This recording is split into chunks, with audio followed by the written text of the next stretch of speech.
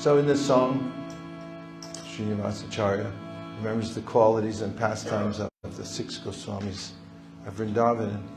And here he says that they were accepted and loved by the gentle and the ruffians.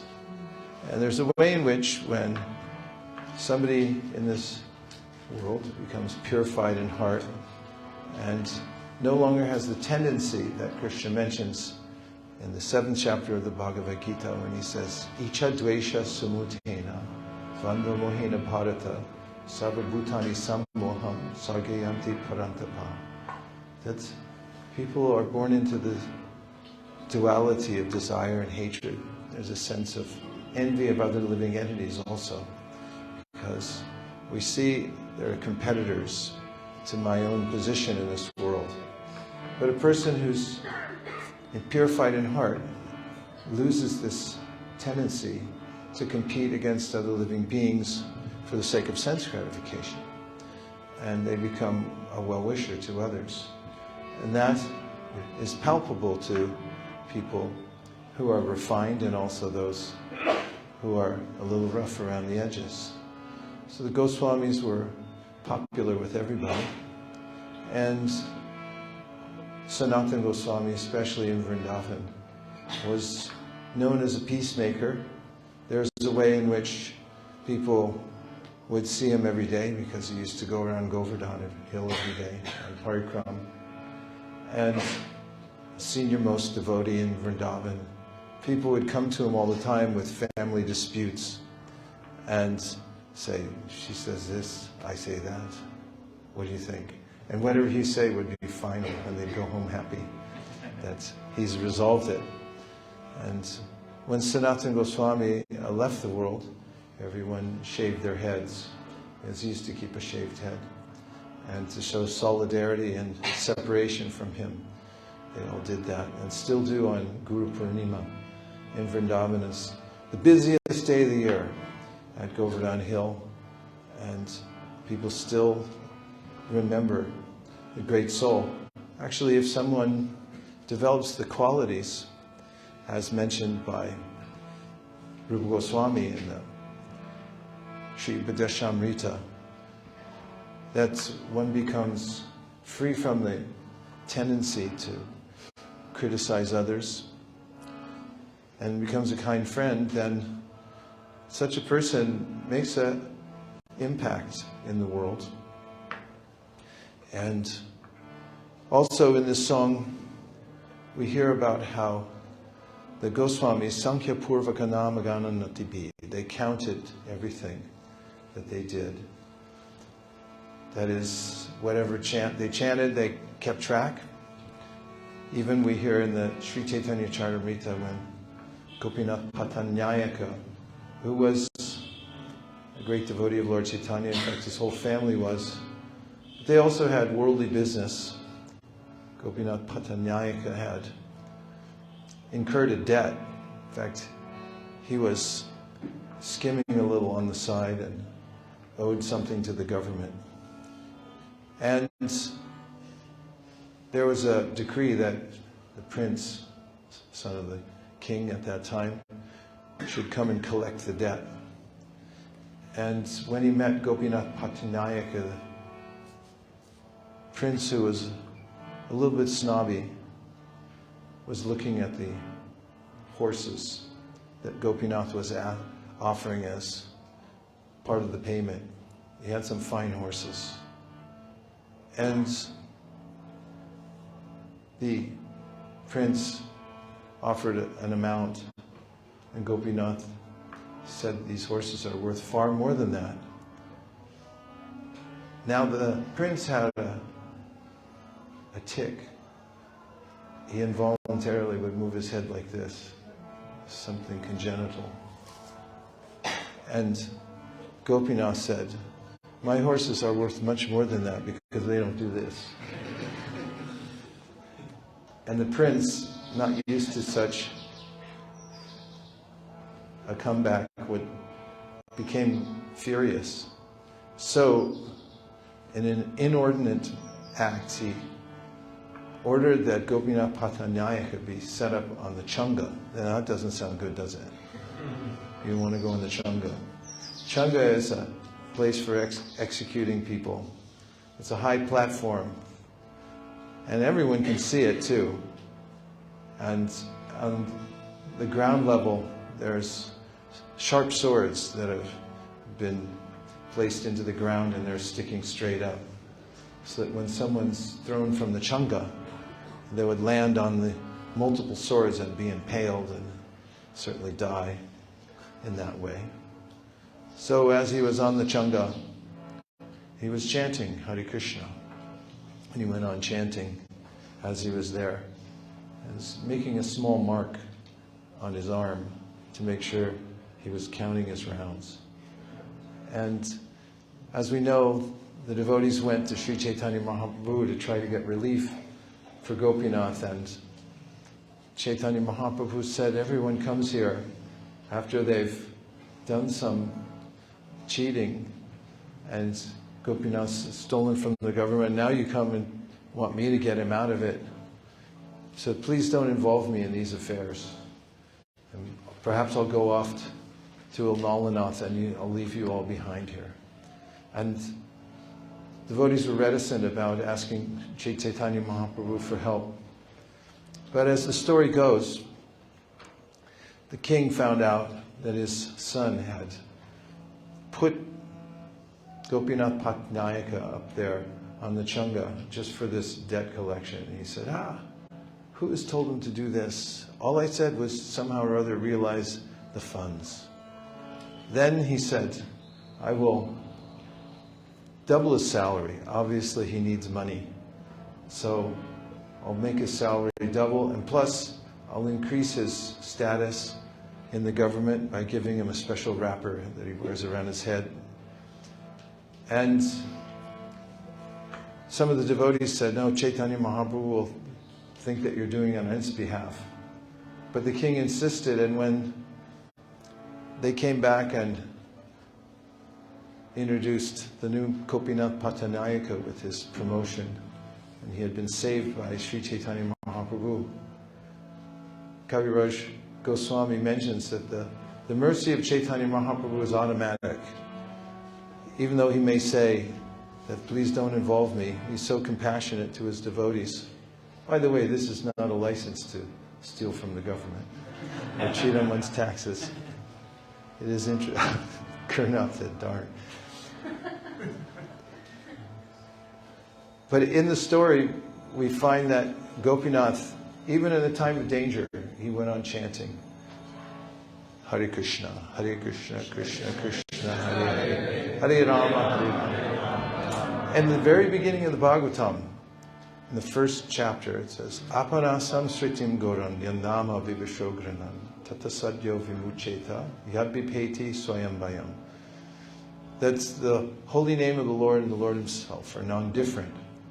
And therefore, one should call out to the Lord at any time, especially in time of danger, because he's personally there in his holy names. Nana Shastra Vicharanaika Nipano. The Goswamis were charged by Sri Chaitanya Mahaprabhu to bring out the most important aspects of the Shastra.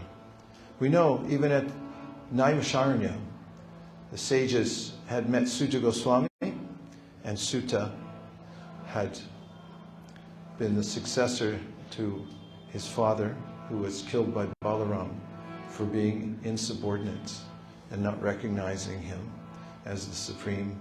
Therefore, he was unqualified. And Sutta, on the other hand, had pleased his various gurus and was highly learned. And the sages were then asking him questions. They asked him 6 important questions that then are answered in the next chapter and throughout the Bhagavatam. But one of them was Burini Buri Karmani Shrotavyani Vibhagasha Atasadyo Triyat Saram Samudrita Manishaya Bruhi Bhadraya Bhutanam Amritat Vayakalpate. And that is that said Burini Buri Karmani. There's so many activities in the Vedas that are recommended. So many rituals and various shastras that tell us to do this and that. So they said, please, give us just the essence. We want to know what the active ingredient is. Just like in a mint. There's a little filler in there, or a lot of filler, and there's one tiny drop of, well, with Surts, it's retsin, I remember from my childhood, but just one little drop of mint inside, which is the active ingredient. So they said, tell us the essence. And that's what Chaitanya Mahaprabhu asked the Goswamis to do. Nana Shastra Vicharanaika Nipuno Saddharma Samstapako. To expertly go through the Shastras and bring out what is the most important part.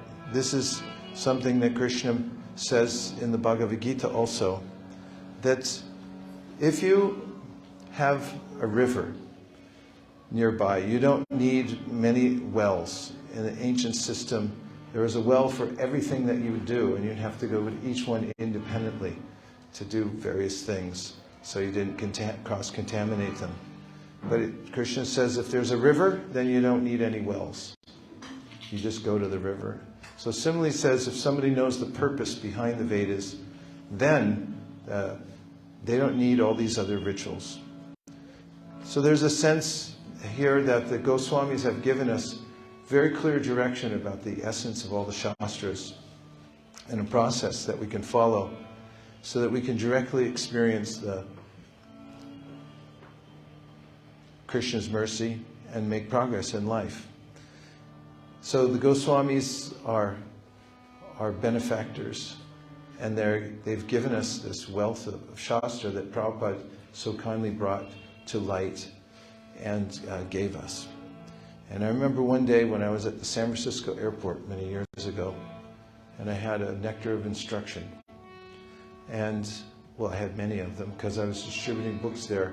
We had a situation there where we used to be able to walk around the airports freely and go anywhere.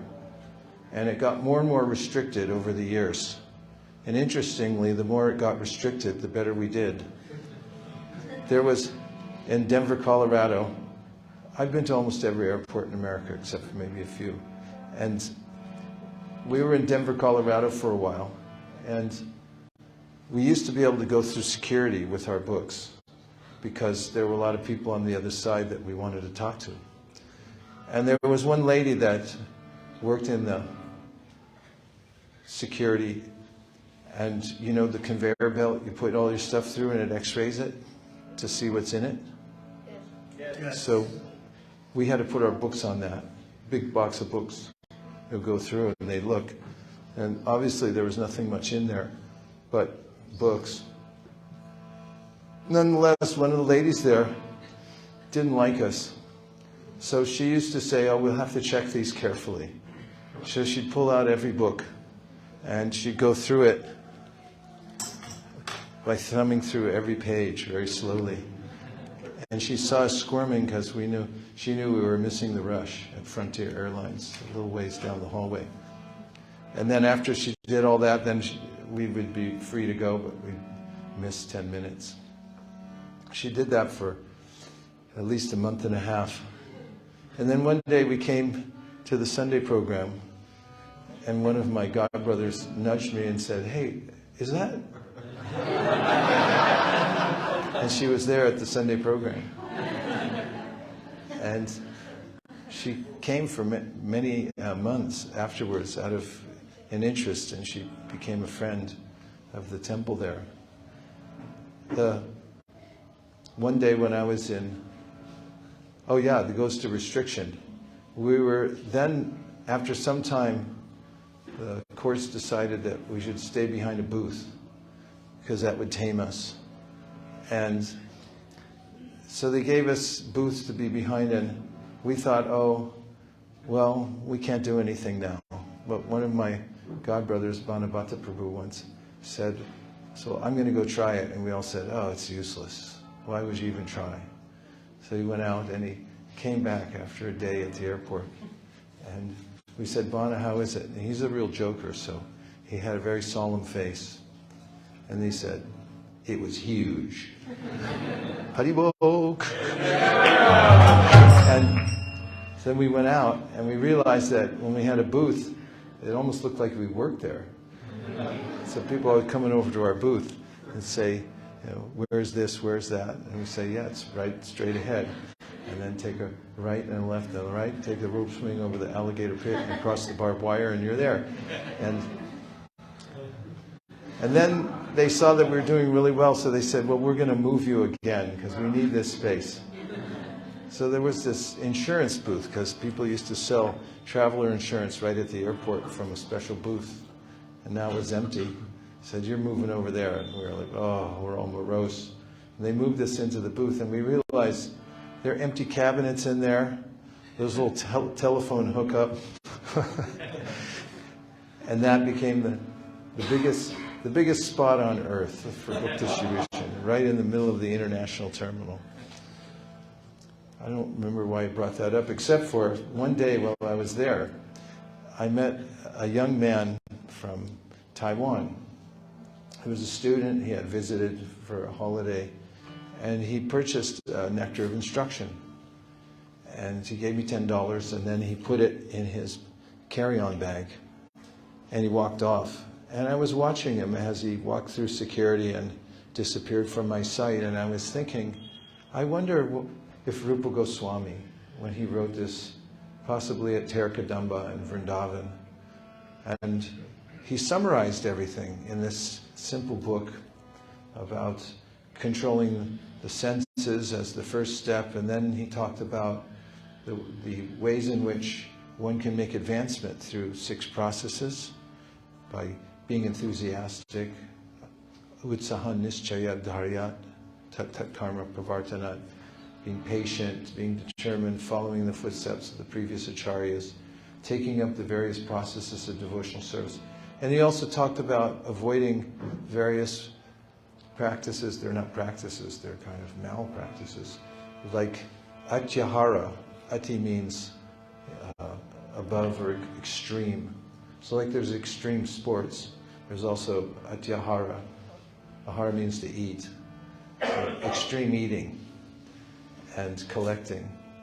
Atyahara prayashascha, longing for worldly things and so forth. And he talks about loving relationships between devotees, tadati pratigranati, giving gifts, accepting gifts, and then there's revealing one's mind, hearing others reveal one's mind, giving prasad and accepting prasad.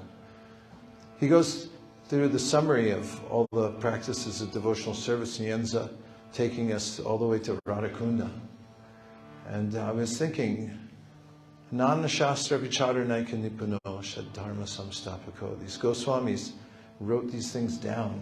They thought about it. They codified it in such a way that a young student from Taiwan, hundreds of years later, coming through an airport. There were no airports at that time when he wrote it. But now he was carrying it along with him.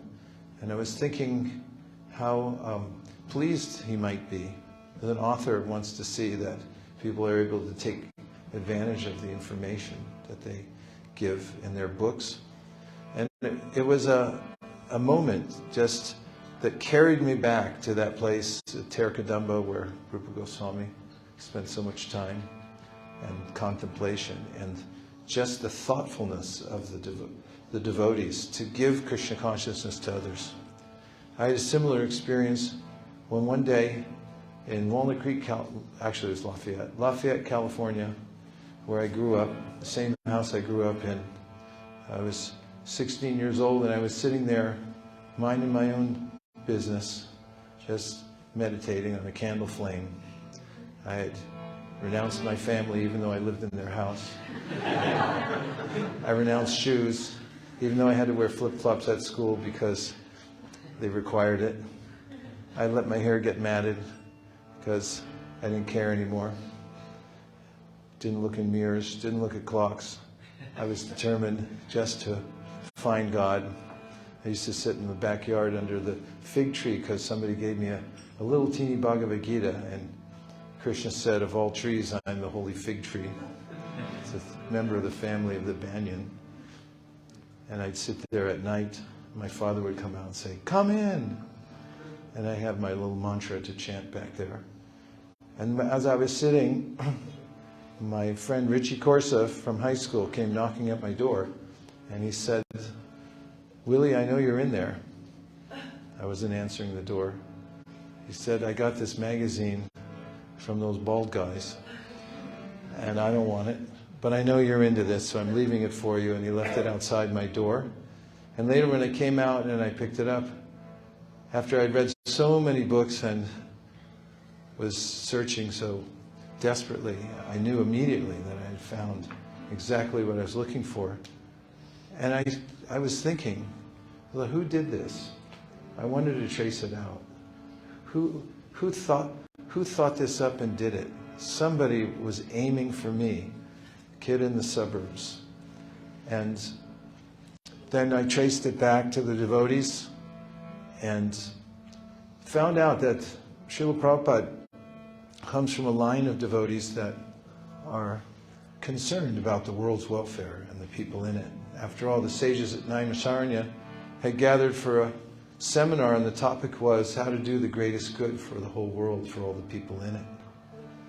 And that's the line we come in. What a wonderful group to be in. And when I was writing my book called Our Family Business, 1995, tonight only, no, I'm just kidding. I asked Rabindra Sarup Prabhu to write the foreword to it, because there was some rumor that he wasn't into book distribution. But then I had gone to Philadelphia, where he was the temple president, and he was so accommodating and so interested in expanding book distribution. And I remember once we were in a meeting with the Sankirtan devotees, and we were requisitioning different rooms. Especially we needed a book room, and they had to move a bunch of other stuff out. And we needed a bunch of other facility. We had a list of 7 items that we were going to ask him for. And we kept going down the list. The last one was to clear out one of the rooms to give it to us for a book room. And we thought, we'll save that for last, see how things are going. And everything we asked him for, he immediately said, "Granted, granted, granted." And I looked at him and I said, "Wow, you're really into this." And he goes, "I was there. I saw. Prabhupada wanted this." He was so passionate about it and so enthusiastic that I remembered when I started writing my book that let me call Rabindra Sarup Prabhu, because he's a scholar and also his heart's in this. So he wrote that introduction to my book, Our Family Business. And while he was writing it and we were discussing it, he told me that the reason that Brahma is pictured on the Brahma Samhita holding a book is because in his research he found that our sampradaya is especially called the sampradaya of the book, because our purpose is to do good for others. And as it says in the Bhagavatam, anarto pasanam sakshat bhakti yoga madhotsaje lokasya ajanato vidmam chakre sattvata samhitam.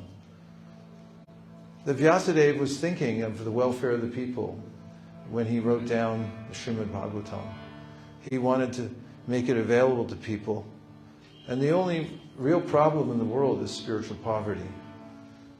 We can't really do anything for the other problems of the world because they're destined by karma. But we can go to the root of the problem and annihilate it.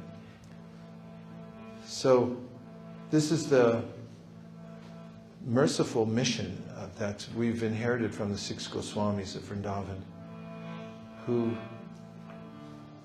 gave their might to produce all these books to make sure that we had them available. What to speak of Srila Vyasadeva, who compiled Srimad Bhagavatam to make available to the whole world. So we offer our obeisances to 6 Goswamis and pray for their help in taking advantage of these transcendental literatures and also giving them to others. Om Tat Sat. And now let's have some questions or reflections about anything we've talked about in here over the last few days. Yes, Jamuna. We have an extra mic, believe it or not. We've evolved. Hare Krishna. Hare Krishna. You talked about this Prabhu that you asked him so many things and he kept the book room as last. Did he grant it? Yeah. Yeah? He granted the book room too. Nice. Everything. Now you can sleep tonight. Prabhu?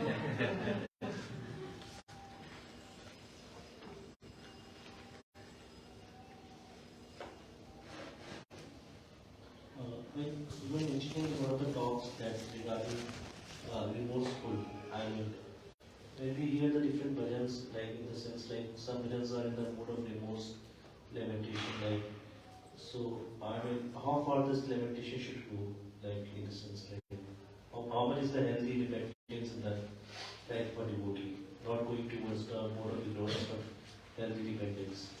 Yeah, definitely don't go for the mode of ignorance. It never works out. And in Maharaj's class today, he talked about dainya. He referenced the Bhagavatamrita, wherein Sanatana Goswami mentions that prema and danya, which means extreme humility, go hand in hand. In fact, where there's prema, there's this sense of humility. In fact, in the symptoms of bhava, which are mentioned by Sri Chaitanya Mahaprabhu to Sanatana Goswami, one of the symptoms of someone who's advancing in devotional service is they feel more and more unqualified. Where it becomes non-productive is if it's based on my false ego. Because there can be a way in which I'm lamenting that I'm not the center of attention, and I feel disappointed because I'm not getting what my ego wants.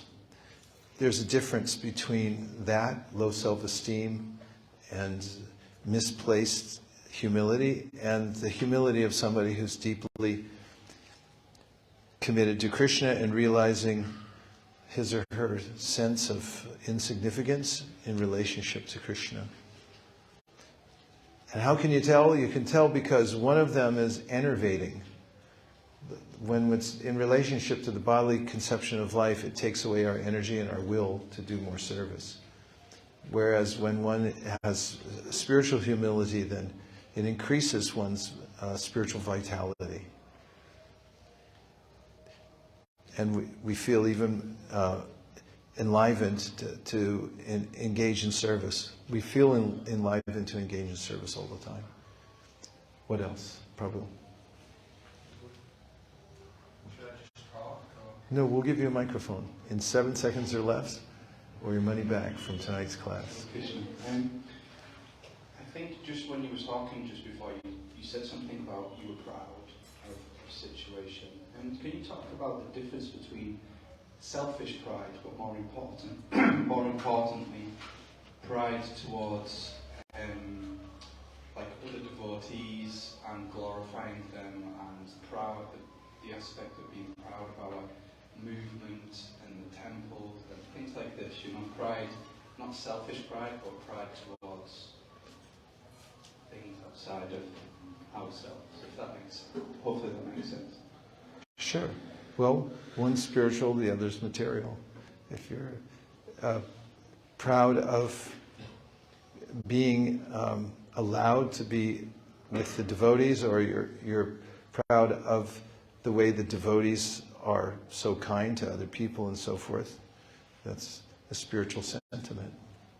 If I'm proud of my own abilities, I think, as Kunti says, Janmaishvari Shruta Shribir Edamanabada Puman Naivar Yabidhatum by Twamakinchana Gocharam. There's ways in which I may think that I'm very beautiful or opulent or qualified in some way. I think entitlement is a good word.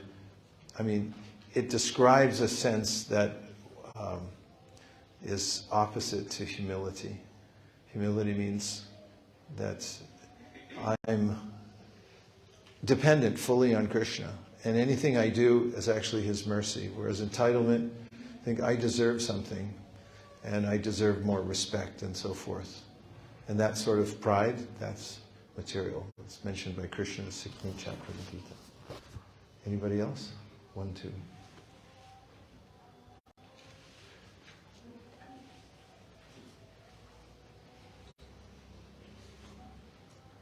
Hare Krishna.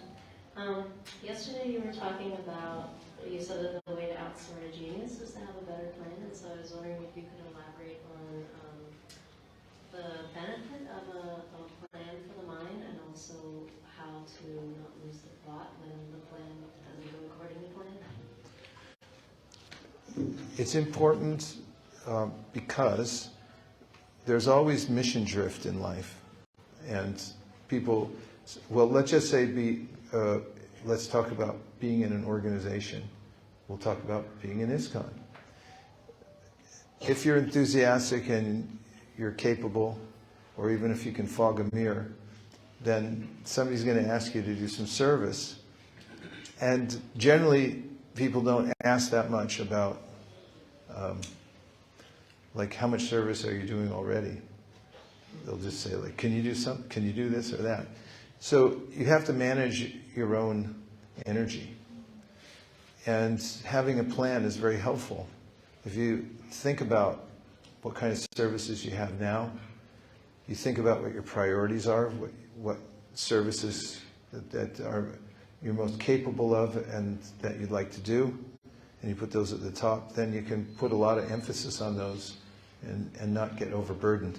I've seen a lot of times when new devotees come who have obvious capabilities, everybody goes after them. It's like, hey, join us. And they need some protection. So that's one aspect. The other aspect is that the mind is fickle and it can be easily dissuaded. I think I used the word mission drift. In fact, I know he did. And there's a way that when you have a clear plan you can follow, then it tends to make you more peaceful and determined and you get more done. So let's just say if you have a plan for the day. If you write down your plan for the day and you know what the steps are going to be, then when you wake up in the morning, you're really energized. I mean, I know what my plan is when I wake up in the morning. So I have things that I do first, second, third to make sure they're done because I vowed that I'm going to do them. So I make sure that I do them as early as possible so I don't end up with loose ends at the end of the day. And another way to help on a daily basis, according to one's plan, is to take all the implements you're going to use the next day. Let's just say, let's make up a scenario. You're going to chant one chapter of Bhagavad Gita as part of your daily practice. What else do you want to put in? Japa. So you have your japa bag. And okay, good japa, that's a whole nother story.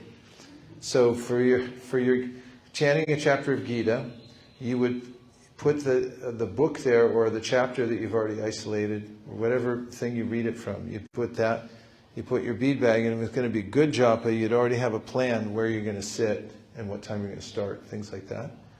What other things? Yeah. Okay, reading Srimad Bhagavatam for 1 hour.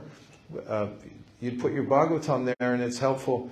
Let's say if you're reading from a particular place, make sure it's marked so you don't have to look for it. This is kind of a plan. And so you have all these things, and Prabhu was cooking for Krishna, so then take a spoon from the kitchen and put it in there. This is practical. When you wake up in the morning, when you've thought about it ahead of time and you put everything out, then your mind immediately goes there. In fact, have you ever had that feeling that you didn't want to wake up? Yes. Yes. Only 2 or 3 people in here? Okay. All right. Well, you easily overcome that when you do this method. You put everything out the night before because your mind wants some engagement and it's engaged in dreaming. And then once you come a little to the surface and realize that you have all these things waiting for you, you immediately open and you go for them. So this is what I mean by planning. And then there's lots of ways that you can plan your life out too, and take good counsel and think about, what are the best stages and have those lined up. And if it doesn't go the way you thought, then you just readjust. The main thing is to keep the transcendental vibration going, and you can always adjust because things don't usually go the way you want. Yes? thinking about what you just said. What if it's not... Can you use the mic? Otherwise you don't get full credit. Only 8/16. About what you just said, what if it's not a thing, but like outside, going somewhere? How can you... Just write it down. Keep a list. It's helpful in plans to work from a list, so you know what you're going to do. So now, are you going to... Somebody have their hand up? Okay, probably for the last one, and then... So the also... What is going on? Hare Krishna. Okay, that's also related to the lecture in the morning from Gosvamy. He spoke about knowledge, and when we develop real knowledge, it goes simultaneously with developing humility as well. So when we get in a state and we think like, oh, okay, I know it all, I read so much, then it's actually not the real knowledge, hasn't really developed. So when we theoretically understand this, but the thought still creeps in, then we think, oh, okay, I read it, I know it, right? So what can we do then?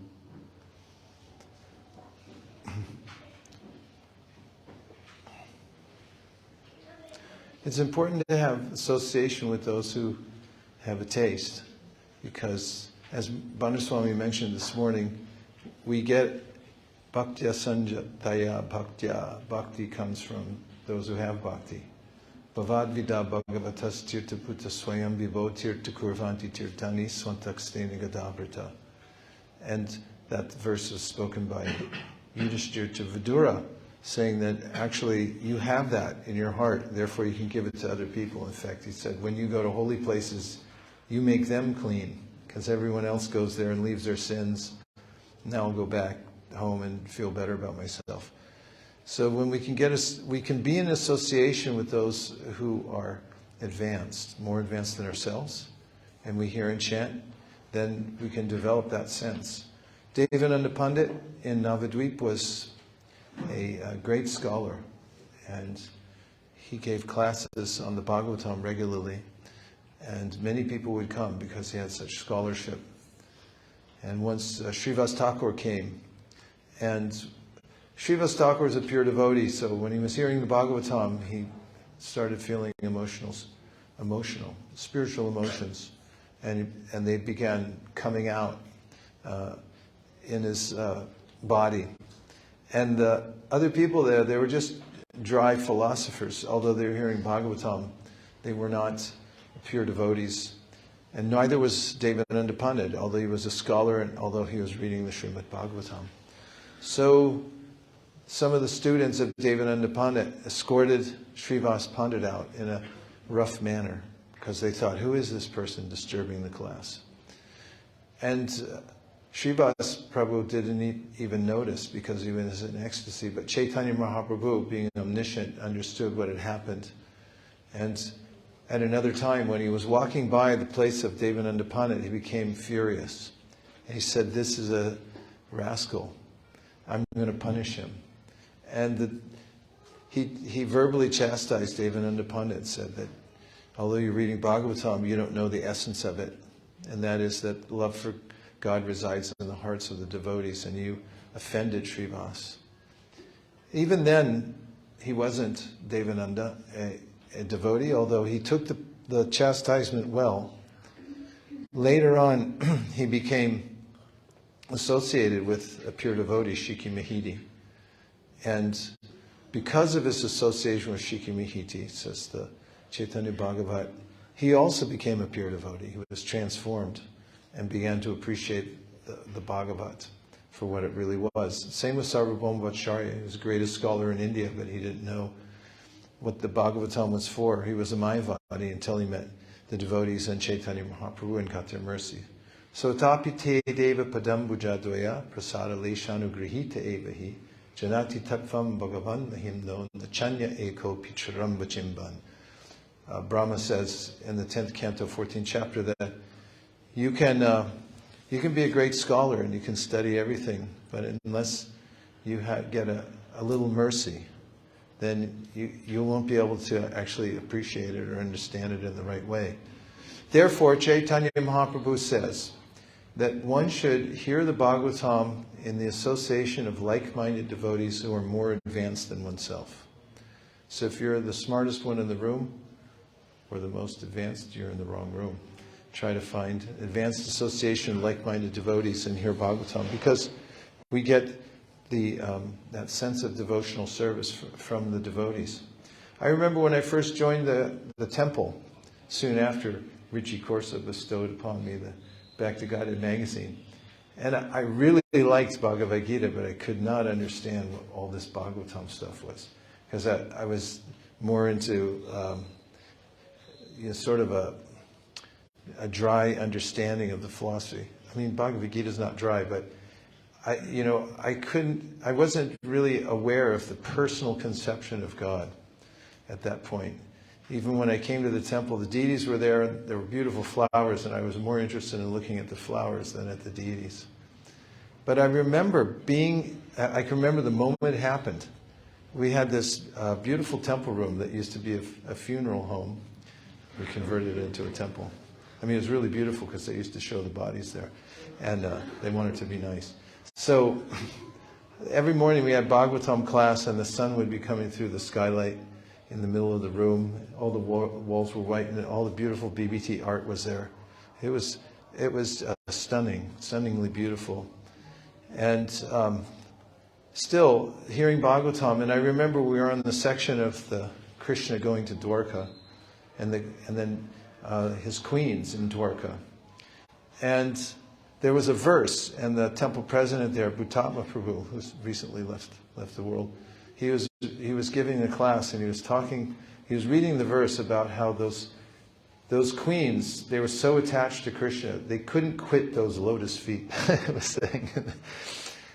And something just about the whole environment, being with all the devotees, and that surcharged environment, and hearing the Bhagavatam in their association, I just felt something come over me, and then everything changed, and I felt different. I started seeing the deities and feeling really ecstatic, and the Bhagavatam started making sense to me. And so there's a way that we transform by this hearing in the association of devotees, and that's the essence of our practice, actually, is to be in the association of devotees and hear